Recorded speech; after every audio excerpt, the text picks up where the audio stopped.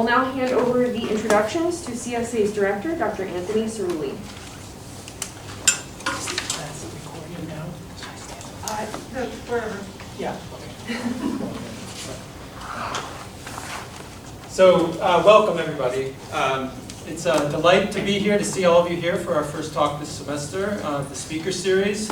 Those of you who are going to be watching this on YouTube later, welcome and thank you for visiting our page and watching this, what's sure to be a fantastic and exciting presentation by somebody that I'm delighted to introduce, Dr. Bharat Venkat.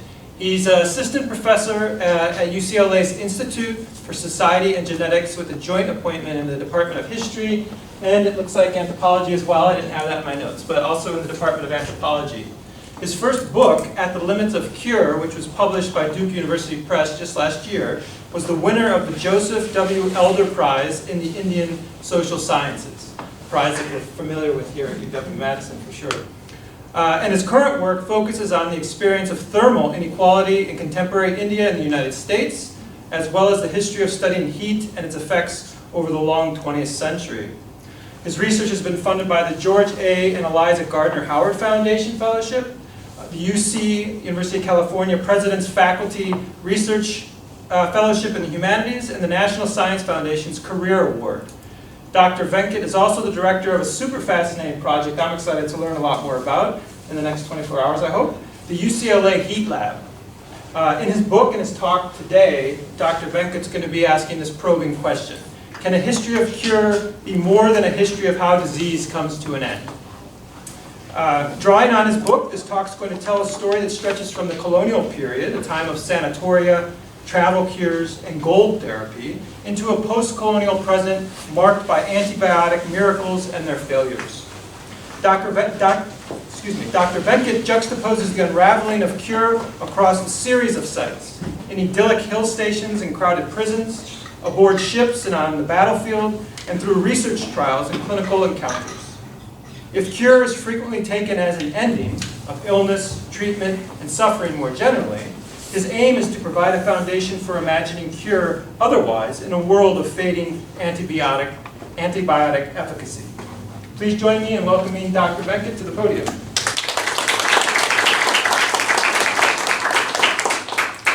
So thanks so much for having me here today. Thanks for that really lovely introduction. Are folks okay if I don't have my mask on while I'm speaking? Just because I just realized I was sweating through the mask. Makes it a little bit challenging, but I'll try to keep my distance. So I just want to start off by saying thank you to the folks who brought me here today. Center for South Asia, the Ethics of Care Initiative, Andrea Fowler, Chris Garlow, Anthony Cerulli, Hannah Abigail Mosier, Sarah Beckham, and Ruth Goldstein. I hope I haven't forgotten anybody, but if I did, please let me know. I'm very excited to have the chance to speak with you today about my book, At the Limits of Cure, which, as Anthony mentioned, came out last year with Duke University Press. You know, the pandemic has really limited opportunities for me to speak about the book in person to people, so I'm really excited to be here and to tell you about the book, and again, really grateful that you all invited me. It's particularly special for me because I grew up in Wisconsin, just 2 hours south of here in Racine, so it's nice to come home. So on that note, I'm going to jump right in. So introduction, the problem with bad timing. Medicine can do many things. Break and repair bones, remove and replace organs, diagnose disorder, palliate pain, prolong life, and even end it. Yet for many, the authority of medicine is largely underwritten by its claim to cure. At some point in our lives, I would wager that each of us in this room, for ourselves or for others, has turned to medicine in search of cure. Its siren song is nearly inescapable, compelling us to give over our time, our money, our bodies, our dreams, and sometimes even our lives. To begin to think about cure, let me take you for a moment to India and to the decades just after independence. The 1950s and 60s were a particularly heady time for science in India. Under the influence of Prime Minister Nehru, Indian science was imagined to be a science for the people, as opposed to a colonial or Western science that might instead work at the expense of the people. In 1956, the South Indian city of Madras hosted the first randomized controlled trial in India. This Madras study, as it was called, tested antibiotics on tuberculosis patients recruited from slums from across the city. Finally, it was thought, there was a cure that could be delivered to the masses, and cheaply, unlike the gold standard of sanatorium treatment. Cure, it seemed, had finally been democratized.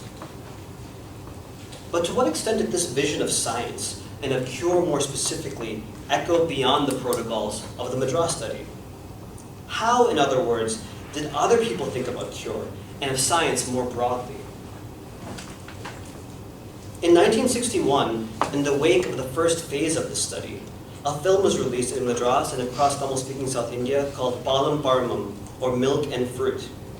The Tamil film star Shivaji Ganeshan played the role of Ravi, a medical researcher who lands a prestigious job at a hospital in Madras. Ravi is both caring and ambitious. He immediately announces to his new colleagues that he will not rest until he has found a cure. So imagine first day of your job, you show up and say, I'm going to find a cure. But not for tuberculosis, rather, but for cancer. From the very beginning, cure is at the center of the film, a powerful motor for plot development, and perhaps more importantly, for romance. The two are in fact deeply connected. As we know from the works of scholars like Ravi Vasudevan and Sangeeta Gopal, the playing out of romance of various kinds is central to the structure of melodrama. In this particular melodrama, Ravi decides to marry Shanti, a nurse at the hospital and his lab assistant, played by the actress Sarita Devi. I want to focus for a moment on a critical sequence in this film, important both for the narrative push that it provides, but also for its rendering of science. The sequence begins with Ravi and Shanti working side by side in the lab, mixing chemicals. In the background, we begin to hear ominous music, no doubt as a warning to viewers. In the next scene, Shanti is washing glassware. And I hope you can all kind of see it, it's not the best screen grab. A superimposed shot of an array of lab equipment floats across the screen in front of her. Noxious fumes pour out of the beakers and flasks. Shanti appears visibly ill, but she ignores the feeling and moves to the kitchen, where she prepares a meal for Ravi, while he, in typical male fashion, takes a nap. The superimposed gases return once again, overlaid on top of Shanti as she cooks, and reminding the viewer of the previous scene. Shanti begins coughing violently. Ravi wakes up from his nap and races to her side. As he embraces her, she coughs up blood onto his shirt. Now, x-rays confirm that Ravi, and probably also the spectator in the cinema hall, already knew Shanti has tuberculosis.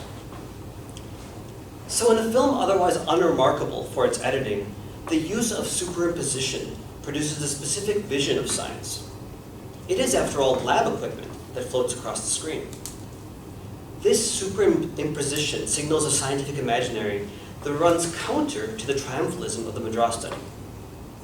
Rather than science leading to cure, this gendered division of labor within scientific research instead leads to illness. In diagnosing Shanti, Ravi declares that the vyadhi, or disease, has gone inside of her, making us all fools. Now, quite literally, the chemical fumes have made her ill by entering her body, and simultaneously shown us that we are also fools for failing to see this darker, iatrogenic aspect of science. So put simply, if science holds the potential to find cures, it also holds the power to make us sick. In the wake of Shanti's diagnosis, Ravi turns away from cure and towards care. He takes on the feminized labor of nursing, brushing Shanti's hair, spooning soup into her mouth, and applying kumkumam or vermilion to her forehead. Shanti is clearly upset by all of this, not by Ravi's love, but rather by his misplaced priorities.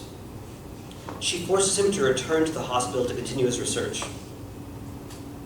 But unbeknownst to her, when Ravi arrives at the hospital, he finds a small box from Switzerland labeled simply as TB medicine.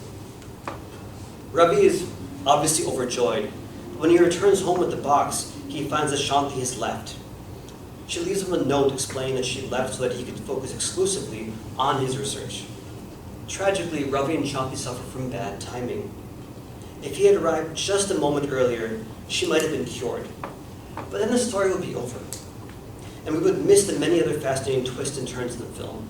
So when Shanti fakes her own death after a devastating train accident, when she travels to Switzerland herself to be cured by a Tamil expatriate doctor who happens to just be in the hills in Switzerland, or when she finally returns to find that Ravi has gotten remarried and also been blinded by his new wife, which is also kind of by science through a kind of scientific tragedy, right? It's a very complicated melodrama, and that's what makes it so amazing. I recommend you all watch it if you can get access to it. There's a YouTube version, but it's not subtitled, so if you don't speak Tamil, it might be a bit difficult, but it's pretty fantastic. In the end, though, we never learn what's in the box that Ravi receives at the hospital. That's left to our imagination. And this is what I want to focus on today. When we imagine cure, what precisely is it that we are imagining? This question is at the heart of what I'll be speaking about today. So within the humanities and social sciences, there are many possible starting points for thinking about cure. One of the most generative has its seed in the work of the early 20th century anthropologist Ruth Benedict. Drawing on the ethnographic record, Benedict powerfully demonstrated that societies might choose to treat those who stand outside of their social and cultural norms in a variety of ways. For example, through stigmatization, or even through exaltation, or perhaps most importantly for my discussion today, through curative intervention. Benedict's insights have been developed in particular by disability studies scholars, who have argued that in privileging cure, we mark specific forms of difference as pathological, as in need of fixing. Now, we often accept these forms of difference as pathology. So, for example, in the case of cancer, Alzheimer's, or tuberculosis, we have no problem saying, yes, these are pathological forms. These conditions are almost never deemed to be healthy forms of human difference, even though they are increasingly common. But other conditions, so we might think here of, for example, deafness, are often taken to be markers of identity, community, and culture, what many scholars think of as deaf with a capital D. Scholars and activists have insisted that rather than focusing on curing deaf subjects, for whom there is in a sense nothing to cure, we must focus instead on fixing those physical infrastructures and social values that make deafness into a problem. Such a politics and ethics is explicitly anti-cure. But yet in another turn of the screw, this critique of cure has been further complicated by disability studies scholars who have remarked on the potential inadequacy of such sociocultural fixes. In the face of, for example, chronic pain or exhaustion, a biological or biomedical cure is exactly what's demanded. So ultimately, it's very hard to be unilaterally pro or anti-cure, and perhaps unsurprisingly, the ethics of cure are deeply dependent on context. Related debates have taken place in feminist studies of science in regard to the dichotomy between care and cure. Historically, and perhaps even cross-culturally, cure has been regarded as masculine work, the work of doctors, for example, and care as feminine work, the work of nurses, midwives, mothers, and sisters. Here we may think again of Ravi, the doctor, and Shanti, a nurse who is also his wife and lab assistant, and how the gendered obligation to perform care is only reversed after Shanti falls ill. Feminists have argued that the work of care, both in practice and as an object of analysis, is important and too often neglected in favor of cure. In this rendering, cure fixes the body, but ignores the person. So in the midst of all of these debates, however, cure remains underspecified, a proxy for the power of medicine for better or for worse. Part of what I want to argue today is that in order to grapple with the complex politics and ethics of cure, we would do well to ask a more foundational question, the question that I posed earlier, namely, what's in the box? What does it mean to be cured? And I would add here, what does it mean for a cure to come undone? In my book on the treatment of tuberculosis in India, I show that cure has been, and continues to be, understood in many ways. Drawing on archival and oral historical research, film, folklore, and fiction, and ethnographic work in clinics, labs, and government offices, I demonstrate in my book how ideas of cure and curability have mutated and solidified, conflicted and converged, faded away, and on occasion, reawakened. TB is a particularly appropriate condition through which to think about cure, because it is, as was repeatedly stressed to me during my fieldwork, a curable condition. With the increasing circulation of antibiotics in India from the 1950s, it was widely prophesized that TB would soon become a thing of the past. And indeed, I would suggest that the relative neglect of TB in much scholarship, by comparison, for example, to cancer or HIV, is a byproduct of its presumed curability. A curable disease is, in a sense, a disease waiting to become history.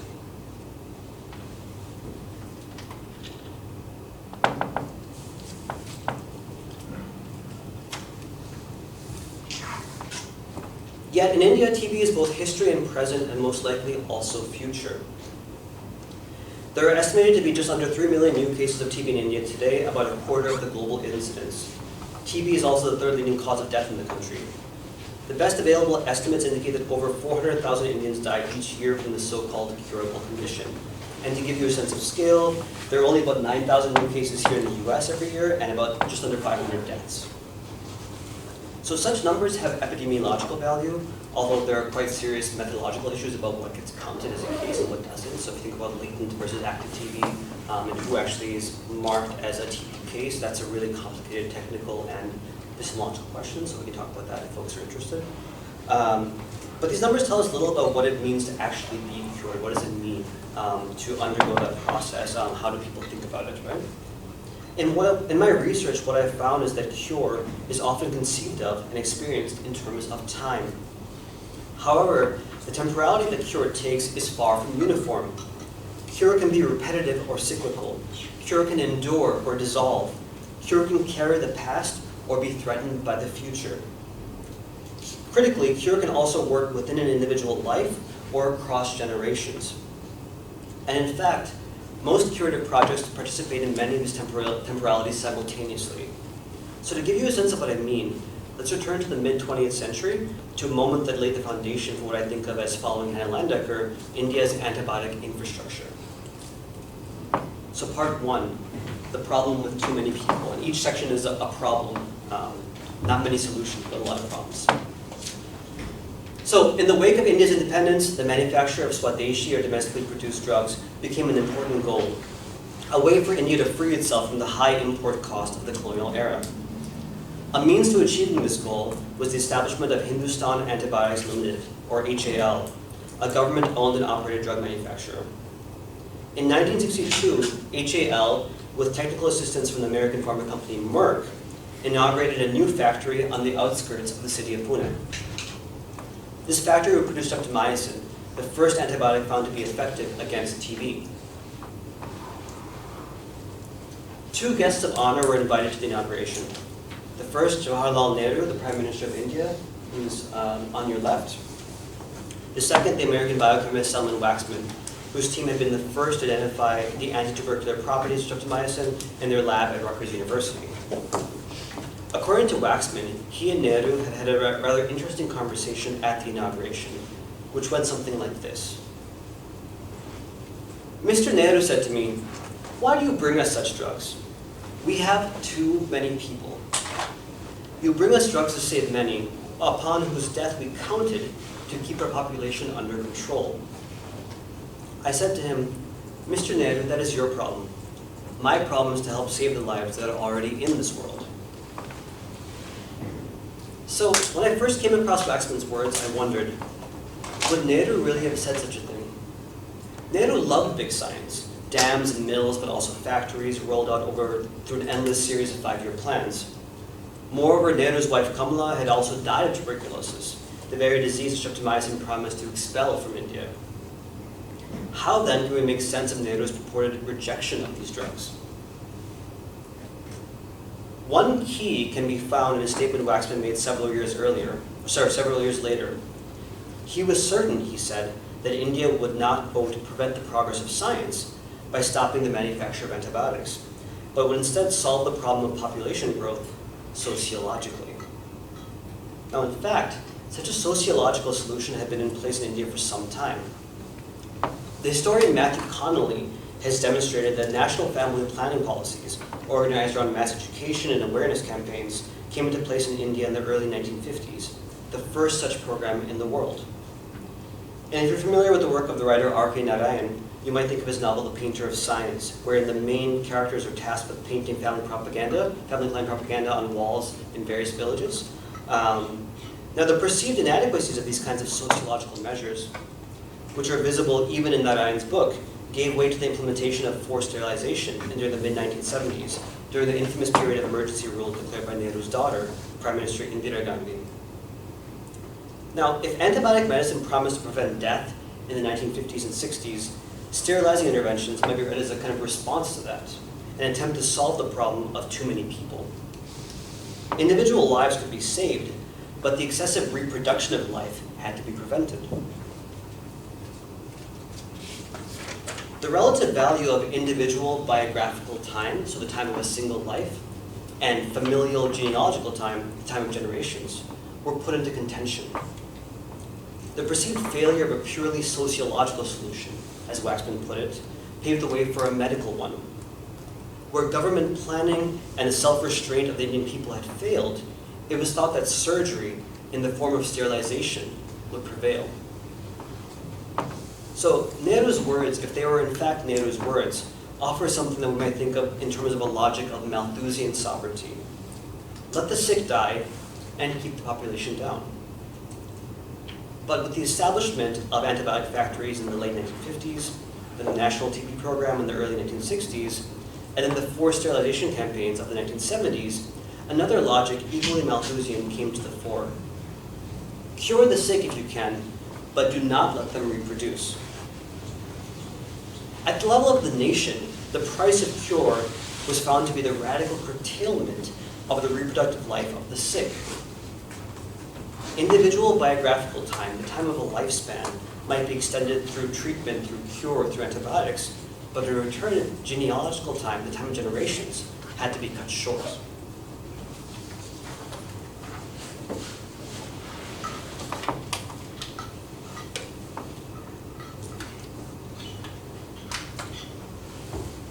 So part two, the problem with baldness and other incurable conditions. So these two logics that I've just laid out for you, so let the sick die and keep the population down, or cure the sick if you can, but don't let them reproduce.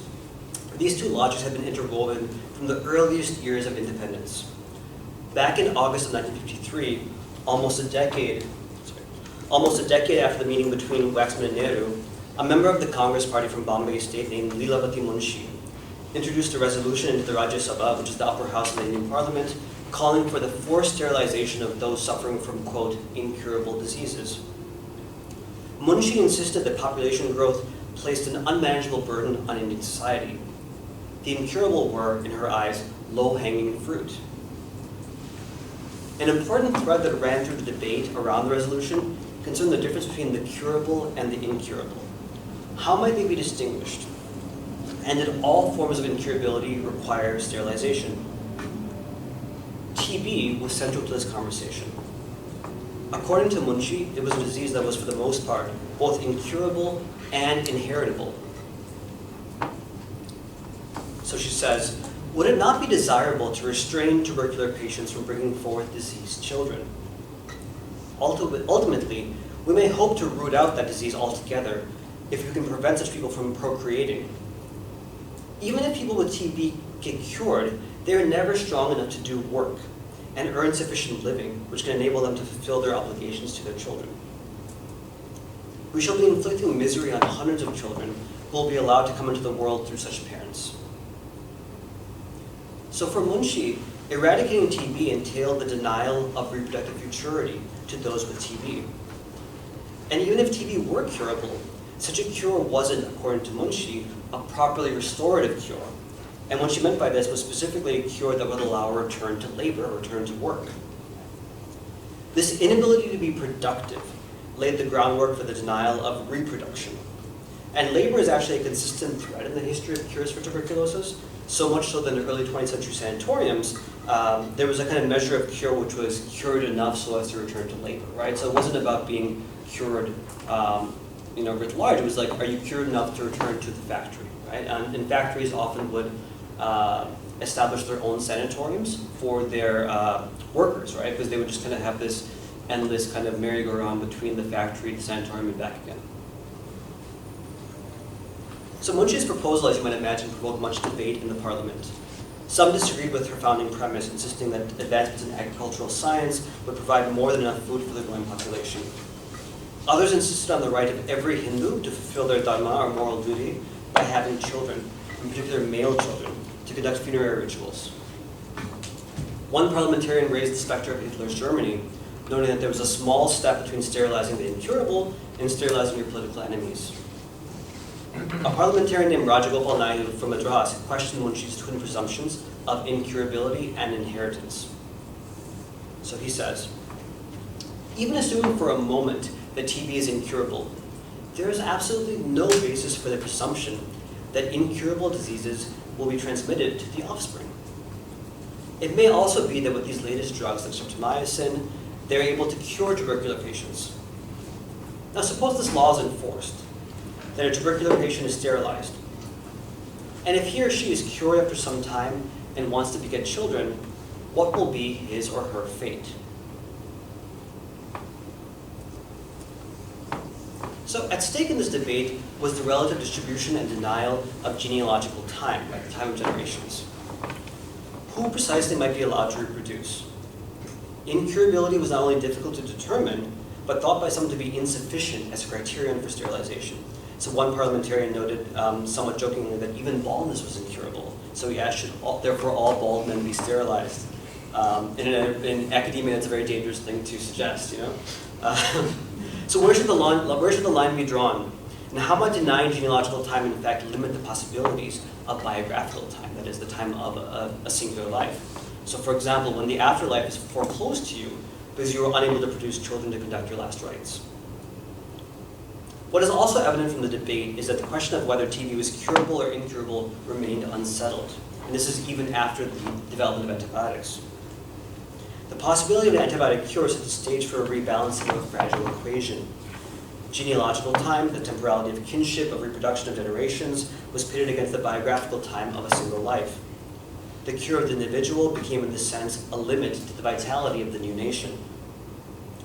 Now, Munch's proposal was eventually tabled due to the resistance of the health minister Amrit Kaur, but it resurfaced once more in 1968 as a bill to sterilize and thereby, quote, eradicate the race of unfit and unhealthy. So 1968, so it's almost 2 decades later. As the queer and disability studies scholar Eli Clare has argued, cure is intimately bound up with eradication, not only of disease, but of people. In Munchi's eugenicist rhetoric, the salvation of the Indian population and of the nation depended upon the sterilization of those deemed incurable, which would preemptively eradicate their, quote, unfit offspring. So when it comes to the treatment of TB in India, eugenicist modes of reasoning have largely given way to a logic of triage. But anxieties about limited resources, in this case antibiotics rather than food, have remained central. Questions of distribution and denial, formulated in this mid-century eugenicist moment, are still critical to these contemporary debates about who should get what drugs. Yet, even when such drugs are available, the question remains as to whether their use actually leads to cure, or to be more precise, what forms of cure they lead to. So part 3, the problem with theory.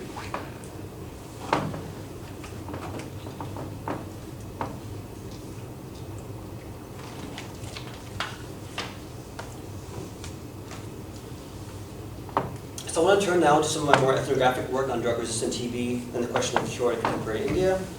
So in both scholarship and everyday conversation, I found there's a tendency to assume that cure is, above all else, an ending. The end of feeling ill, the end of disease, defect, or difference, and most crucially, the end of treatment. In other words, there's a broad investment in cure as endpoint, full stop. Such an investment is widely encouraged. We might look, for example, to Bollywood star Amitabh Bachchan.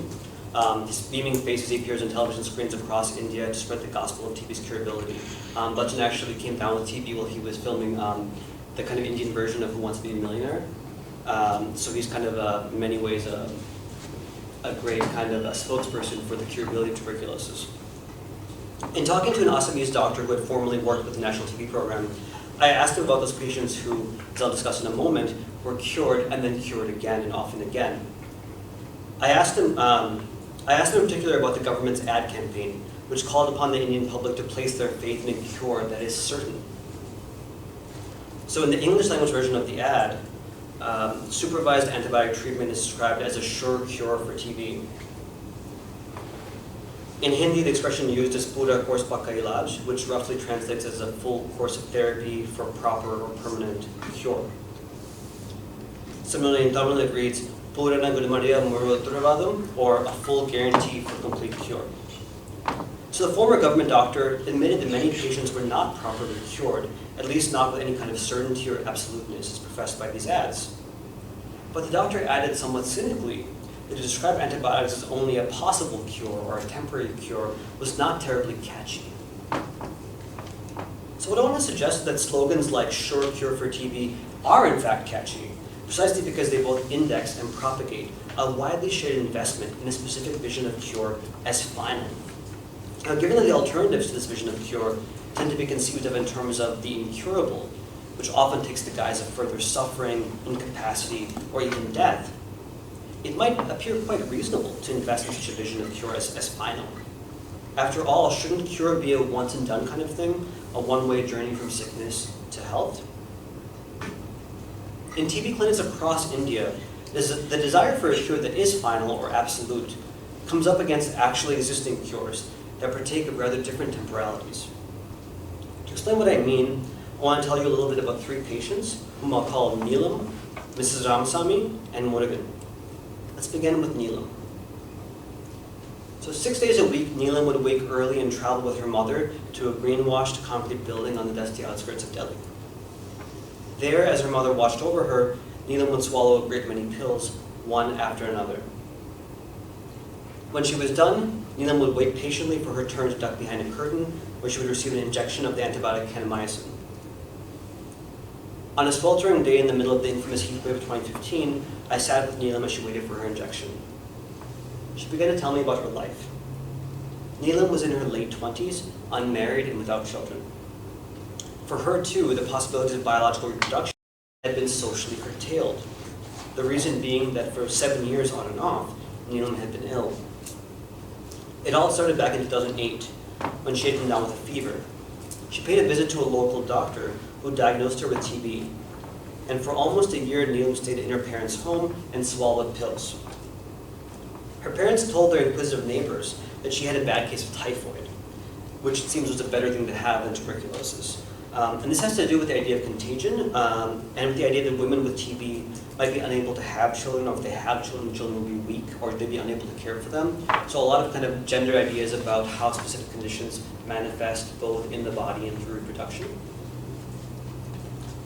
I mentioned that the doctor told Neelam that she was cured, and since she felt better, she accepted his words as true. But just 2 years later, the symptoms returned. This time, her family encouraged her to go to a well-known surgeon from a government hospital who operated a private practice after hours. And this was a quite common thing for government doctors to have private clinics. They were often after hours. They were a little bit shady, but the promise is that you get more time with the doctor, you get better care, better treatment. So under his supervision, Neelam completed yet another year of antibiotics. Like her previous doctor, he also told her that she was cured, right? So this is the second time she's being told she's cured. Each time I was treated, she told me, I thought at the end that I was fine, but it came back. At the end of 2013, Neelam again began treatment, this time at a government hospital. If you're keeping track, this is the third time she began treatment.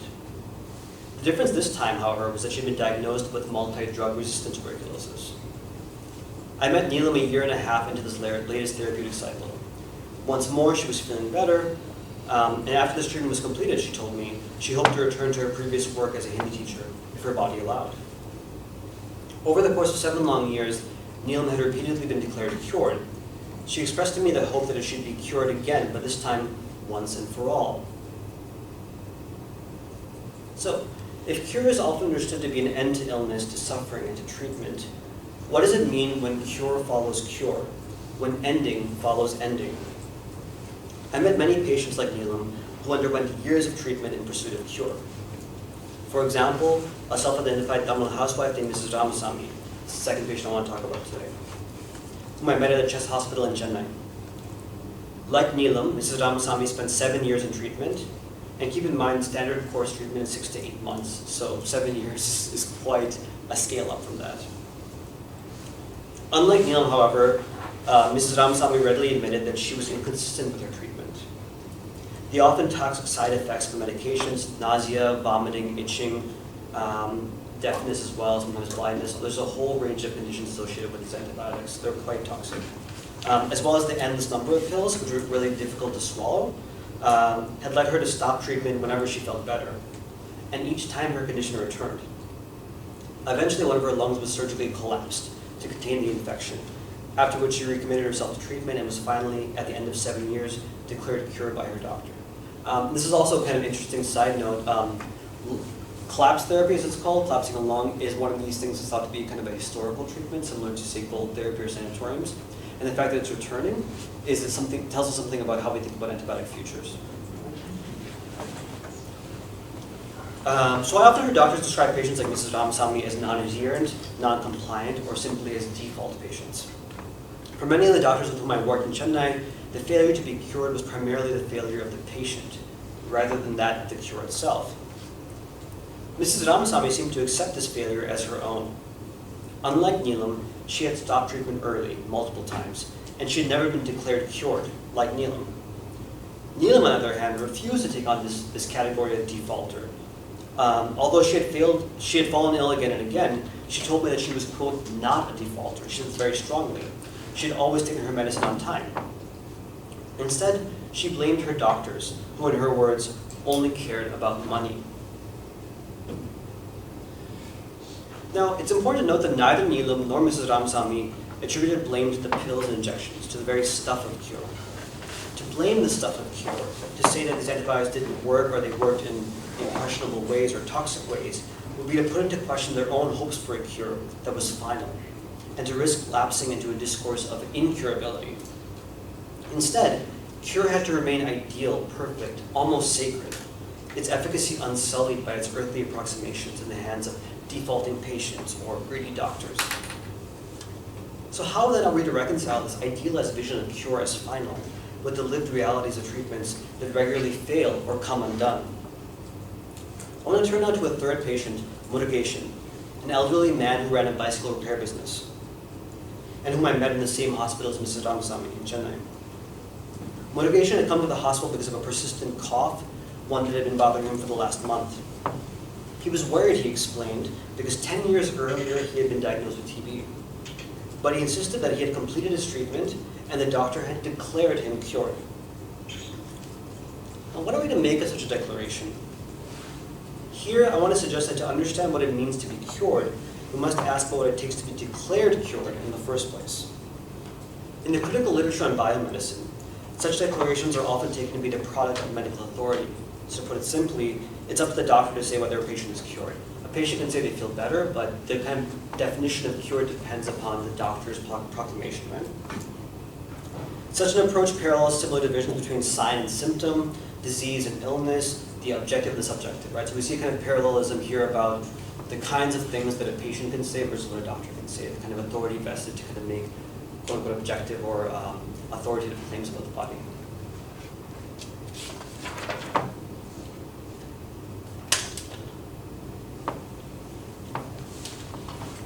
So if we put aside for a moment the standard critique of medical authority, we might still ask how a doctor comes to know cure and declare it as such.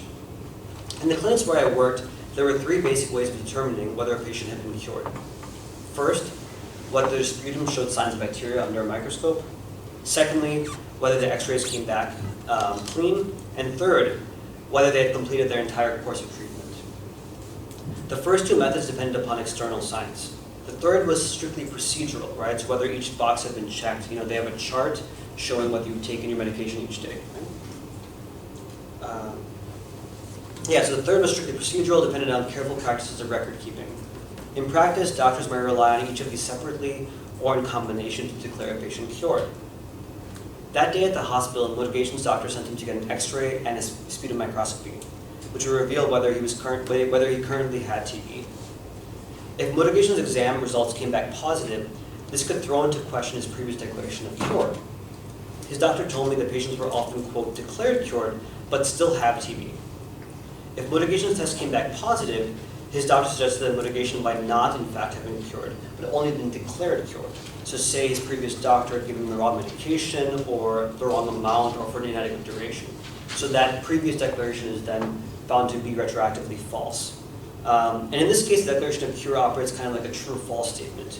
It can never be fully confirmed as true, but you know at some point it could be declared as false, right? One can never know with certainty that TB is actually gone, that it will not return. But a new diagnosis can tell you whether it's still there or whether it is maybe coming back. The declaration of cure then might be more precisely described as a theory. It is a proposed description of the body, one that is then tested repeatedly and requires both adherents and critics over time. So rather than a theory of cure, we're left with cure itself as a kind of theory. Now, on the face of it, this sounds a great deal like cancer treatment, in which the term cure is often avoided in favor of the more guarded concepts of remission and relapse. To speak of remission is to openly admit to an uncertainty about the actual state of things. Are there still cancer cells lurking somewhere in the body? And about the state of things to come, will they metastasize, will they spread? To speak of remission is to anticipate the possibility of relapse. By contrast, to be cured, as we often think of it, is to have illness behind you. Certainly, Neelam had thought that her days of treatment were over each time she was declared cured. Yet curiously, patients like Neelam and also motivation were often referred to as relapse cases. Now, neither had ever been declared to be in remission, because the term is never used to my knowledge to describe TB patients. To pair relapse with cure is to admit to the fragility of cure, to the ever-present possibility that illness may return, but only in retrospect, right? You can't kind of see it before. You always kind of in retrospect say, well, now it's relapsed. Crucially, this fragility is never admitted in advance. This, to my mind, is the key difference between cure and remission. Cure deliberately disregards the possibility of return, while remission actively anticipates it. So, coming around to the end, conclusion, the problem with curses. I think I'm very close to my 40-minute mark, so that's great.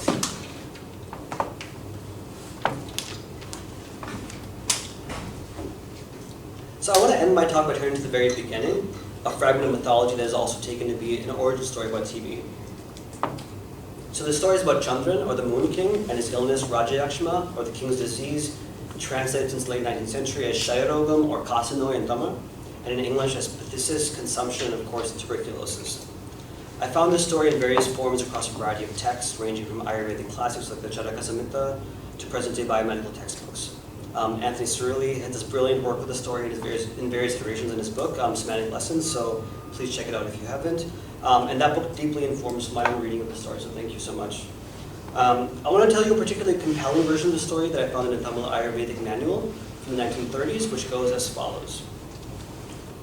Daksha, the lord of all creatures, arranged for his 27 daughters to be married to Chandran, the Moon King. Of all of his wives, Chandran fell hardest for Rohini. Chandran's other wives, the nakshatras, roughly translated as constellations, more precisely as lunar mansions, felt neglected. As a husband to 27 wives, Chandran was expected to dispense his affection in a more or less equitable fashion as he traveled through the night sky. The nakshatras complained to their father Daksha, demanding that he intervene. As was often the case when gods behaved lustily, punishment was swift. Chandran was cursed by Daksha to perish. His vitality would wane to nothing. The other gods intervened on Chandran's behalf, pleading with Daksha to relent. But as the scholar of religion Alf Hiltebedel has argued, in Indian mythological traditions, a curse once uttered cannot be taken back. Nevertheless, Daksha did relent, not by withdrawing his curse, but rather through a gift. Chandran would continue to wane, but he would also wax. So we might read this as an origin story, the moon as patient zero, right? And people do this. Or some present-day scientists do, as evidence of India's ancient knowledge of tuberculosis. Well, what makes this version of the story from the 1930s particularly interesting to me is his approach to both the cause of TB and its cure. Chandran's illness is caused by bad behavior, by a disruption to a moral order that is also a cosmic order. But this disruption is permanent. The moon waxes, this is Daksha's gift, but it will also always wane, and this is his curse. There is no permanent restoration to wholeness. Put differently, a bit more technically, the efficacy of his cure is circumscribed by his illness, more specifically by this curse that came before. Chandran has been irrevocably transformed by Daksha's curse, and no cure can undo that transformation. Now, what I want to suggest is that the story can serve as a kind of metapoetic resource, one that can help us think about the relationship between time and cure in our contemporary moment. It is clear from the story that the moon has been, in fact, been cured, and yet it continues to both wax and wane. It is also clear from the story that the moon is not thought of as incurable or suffering from a kind of chronic illness. These are the categories being used. Rather, for the moon, to wax and wane is precisely what it means to be cured and to live with that cure. So an imagination of cure might be thought of as restorative, but always only temporarily so, because the moon will always wane again. We might also think of this cure as transformative, but it's transformation that's forever haunted by the experience of illness. So as I come to the end of my talk, I want to think back for a moment to Neelam, so we can begin to kind of piece together the temporalities of her cure. Like the moon, her condition seemed to wax and wane. Although when her condition waned, this was read as a sign that she needed to be cured once again. Also like the moon, Neelam's present condition was shaped by her previous ones, and that she now carries a drug-resistant strain of tuberculosis. There is, however, a critical difference. There's many, but the critical one for me is that for the moon, the cycle of waxing and waning is inalterable. In some versions of the story, the moon even receives this cure in the form of soma or amritam, a nectar that grants immortality, which means the moon will wax and wane for eternity. But Neelam remained hopeful for another kind of cure, one that would truly be an ending once and for all. It was this idea of cure that animated her continued engagement with doctors, drugs, and various clinics in the face of repeated cures that failed to endure. So in our present moment, the allure of cure is undoubtedly organized around its figuration as a definitive endpoint, once and for all, the termination of illness, suffering, and treatment. This possibility of cure as ending underwrites both medical research and intervention, flickering in the distance as its ultimate aim and redemption. For most of us, cure is something that we want, or it is something that we are told that we should want. This is critical to the powerful discourse of cure and to maintaining our deep investment in cure. But as we've seen, cure can unravel, repeatedly coming up against its limits. Cure follows cure, just as endings follow endings. If we instead reject the premise of cure, of an ending that is final, then a cure that arrives at its limits has not failed. Rather, like Neelam, like the moon, we are left with an opening in which we might ask, what comes after cure? And what comes after its end? As we struggle with drug resistance and the lingering after effects and resurgences of various conditions, from polio to what has been described as long COVID, this question becomes all the more pressing. Thank you.